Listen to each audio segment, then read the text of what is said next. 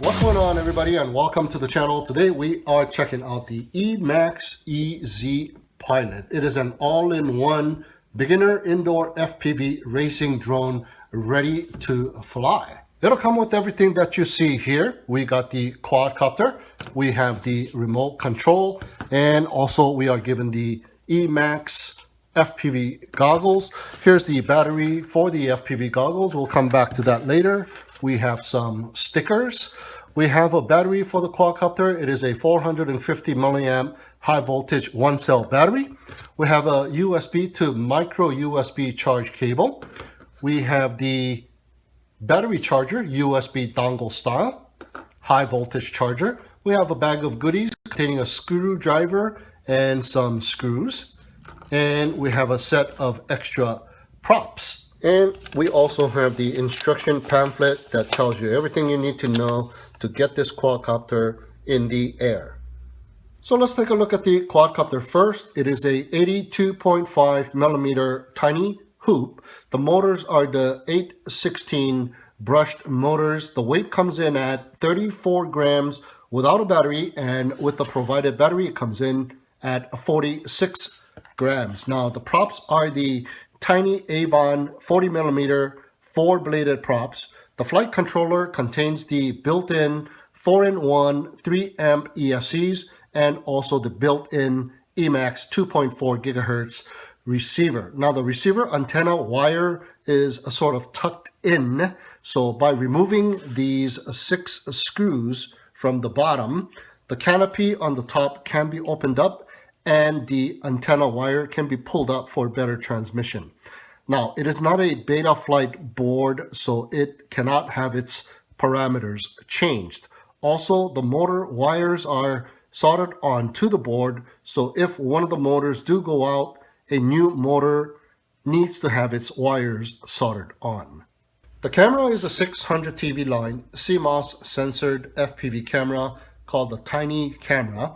Now the VTX is a 37 channel 25 milliwatt VTX.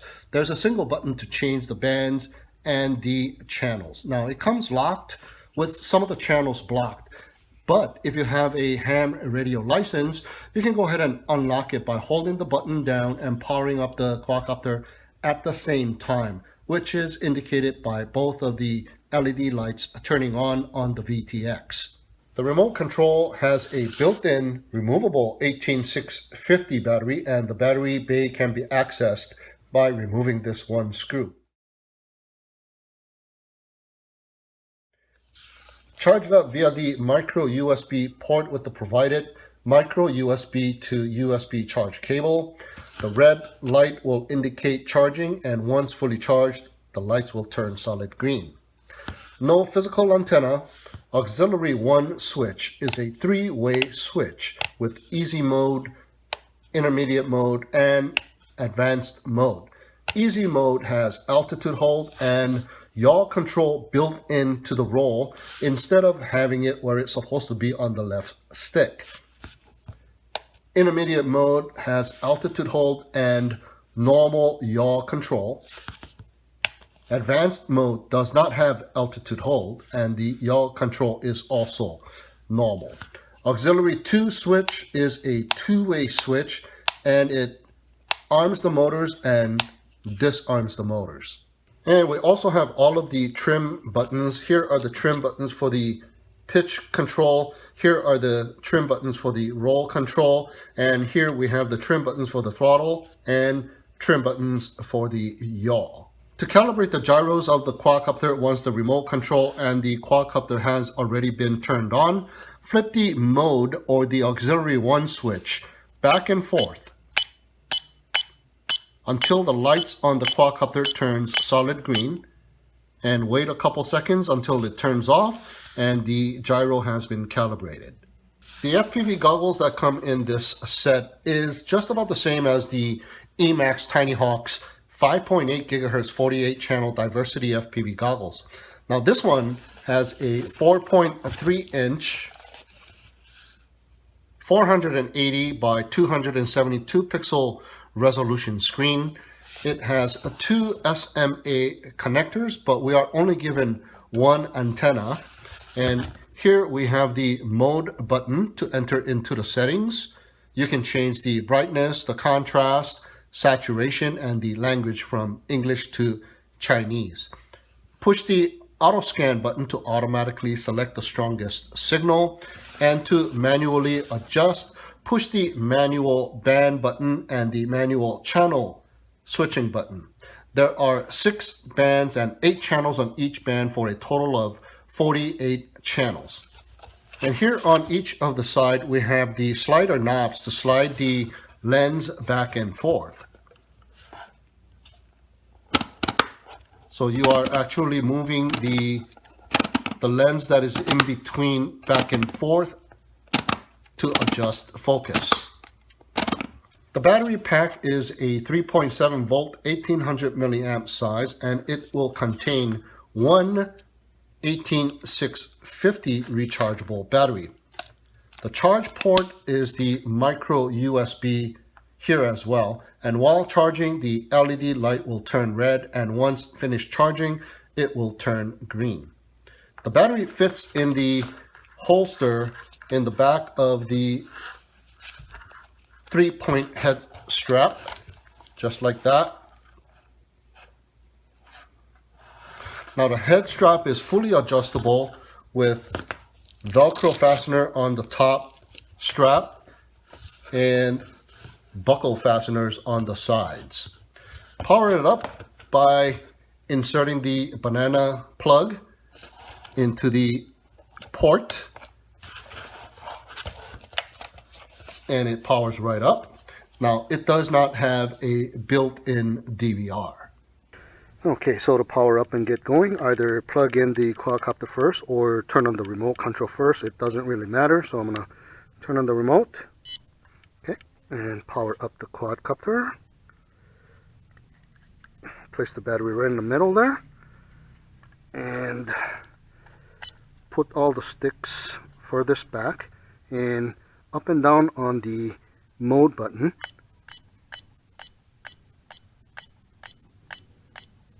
Until the green light is solid, and wait a little bit and the green light will turn off and we are ready to go. So we're going to start off with the easy mode where the roll also controls the yaw. So this does not have a yaw control. Alright, so let's go ahead and arm, and then it is ready to go. So you want to throttle up all the way to get it started and throttle down to the desired altitude. And see, I'm yawing at the same time I'm rolling, so it is a little bit confusing, but might be good for a beginner. I'm not sure about that, so I'm just going to go to the intermediate mode where it is normal. We have full yaw control with the left stick, but we don't have yaw control with the right stick anymore. We just have the roll control. So it is normal, just like a mode 2 transmitter functions, but the pitch angle is not as deep as advanced mode. And here's the advanced mode, and there you go, there's a little bit more pitch, so you can fly around even outdoors in very mild conditions. This is made for indoors. Good thing there's no breeze kicking in at the moment. There you go. It is a perfect indoor FPV unit, but you can also fly in your front yard or in your backyard or in a small little park situation.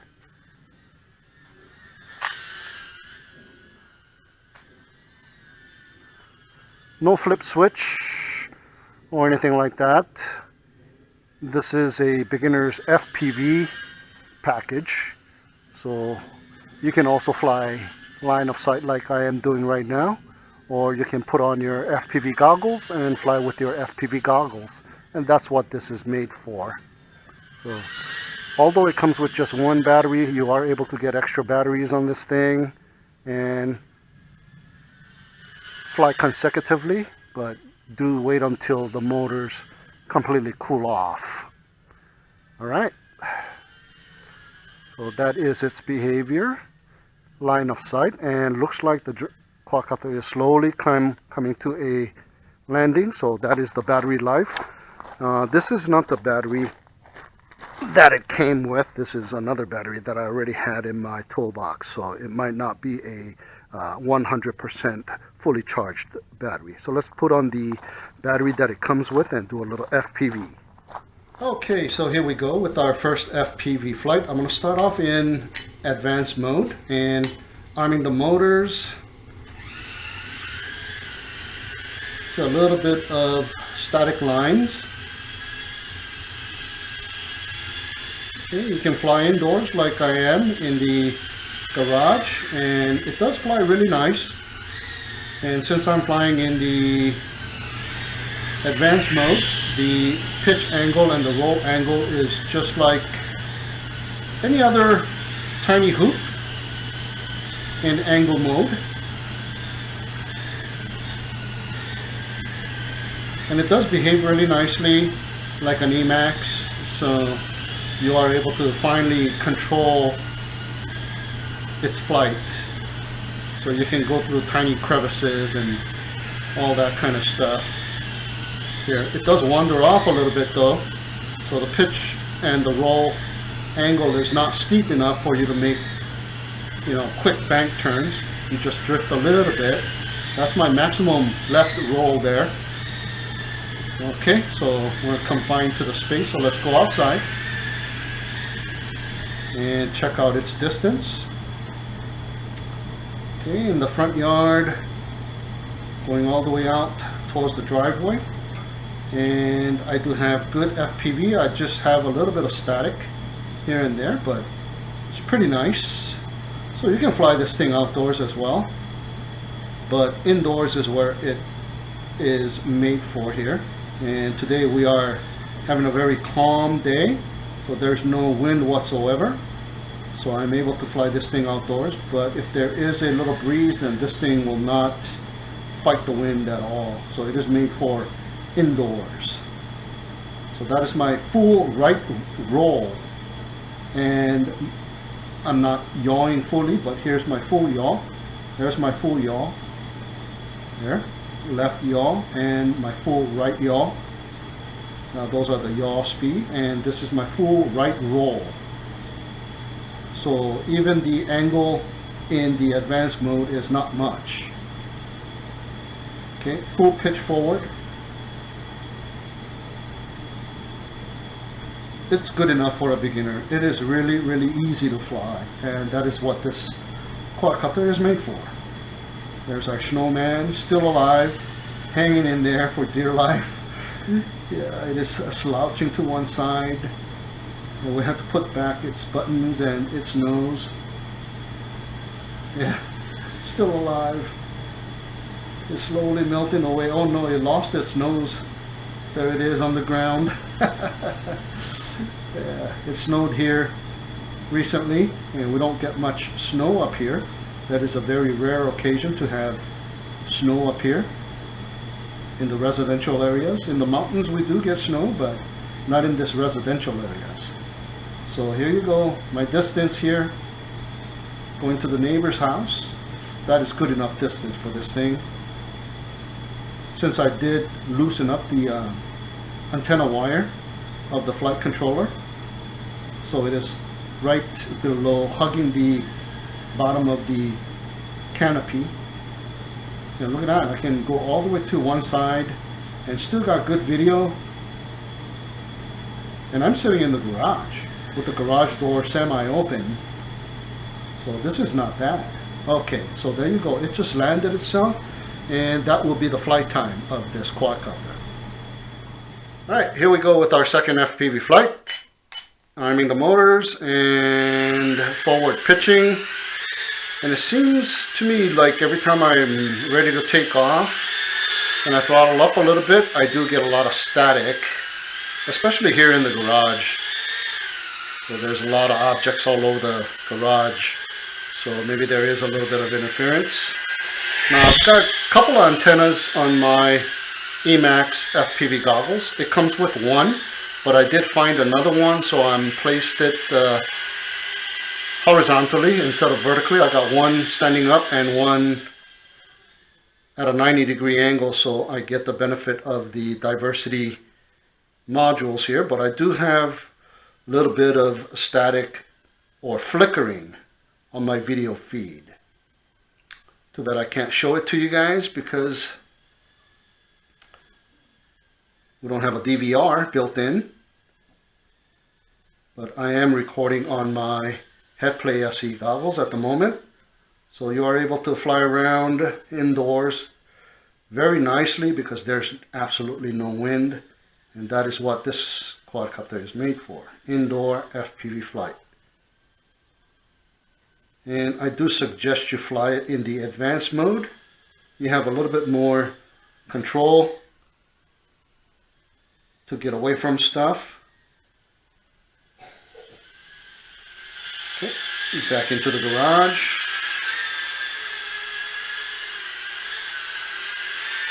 Yep, very nice little flyer.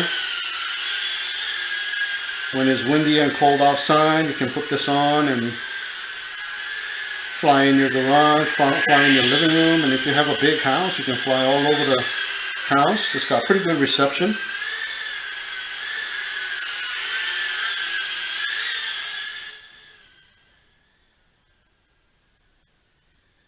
And I'm pitching forward all the way too. So this thing does have a little bit of speed indoors. Enough speed to feel like you're really flying and challenging yourself here. Ooh, I think I just hit the table.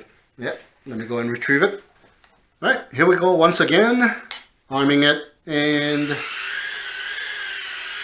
taking off. Same battery, just retrieved it. Took a little while to find it, even though I knew the vicinity. It was tucked in between a rock and a hard place there. Yep, so you can slow it down and go through some tight spots with full control. This thing has really nice control.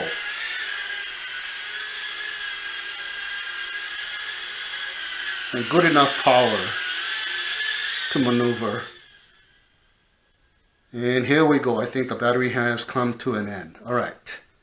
There we go. Our second FPV flight.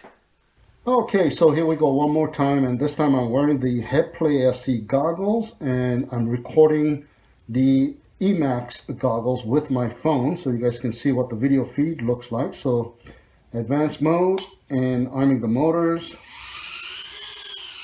Now I also stood up the VTX antenna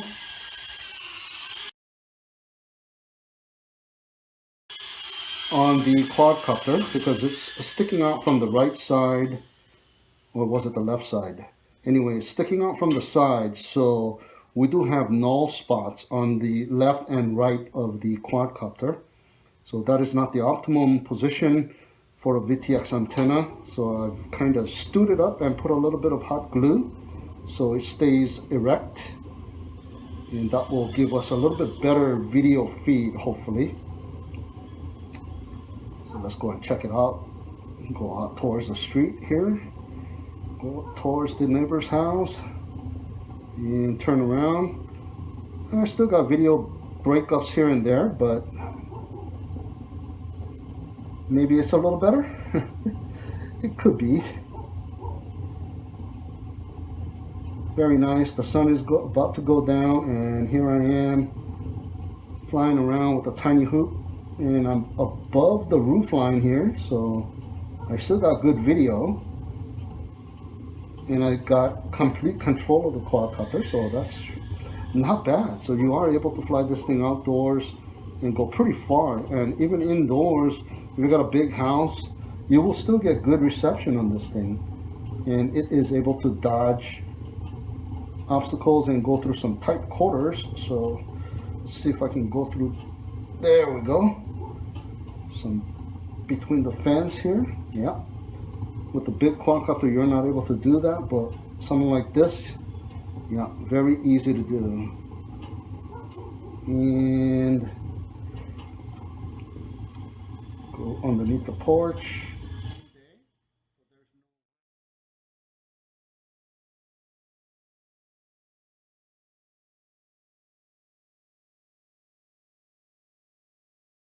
Oh yeah, very nice. So we'll do a side-by-side comparison with the Emax FPV goggles and the Headplay FPV goggles. See if the breakup's about the same. Now I do have an extra antenna on my Emax FPV goggles, and I got that one from the Sky Zone FPV goggles, the stick antenna.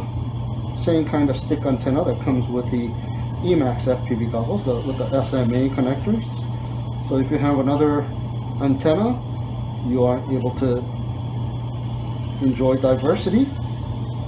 And hopefully this thing is diversity, just like the Emax Tinyhawk FPV goggles. Now it does have a different resolution than the Tinyhawk FPV goggles, and I think that is the battery life of this particular battery. So there you have it, guys, my third FPV flight with the Emax EZ Pilot. So thank you so much for tuning in and watching. Have a great day, and we'll see you again next time.